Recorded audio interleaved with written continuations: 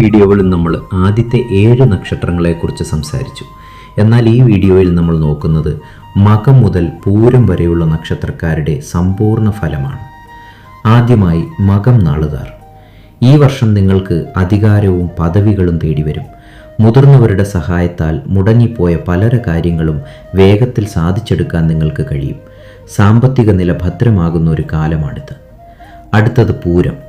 ആഡംബര വസ്തുക്കൾ സ്വന്തമാക്കാനും പ്രണയദാമ്പത്യ ജീവിതത്തിൽ സന്തോഷം കണ്ടെത്താനും ഈ വിഷുക്കാലം നിങ്ങളെ സഹായിക്കും. കലാരംഗത്തുള്ളവർക്ക് വലിയ നേട്ടങ്ങൾ പ്രതീക്ഷിക്കാം. ഉത്രം നാളുകാർക്ക് ഔദ്യോഗിക രംഗത്ത് വലിയ മാറ്റങ്ങൾ സംഭവിക്കാം.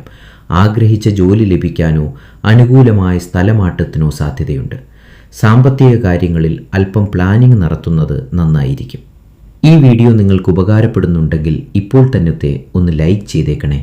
നിങ്ങളുടെ സുഹൃത്തുക്കളിലേക്കും ഇത് ഷെയർ ചെയ്യാൻ മറക്കരുത്. ഇതുപോലുള്ള ജ്യോതിഷ വാർത്തകളും അറിവുകളും കൃത്യസമയത്ത് ലഭിക്കാൻ നമ്മുടെ ചാനൽ ഒന്ന് സബ്സ്ക്രൈബ് ചെയ്യുക.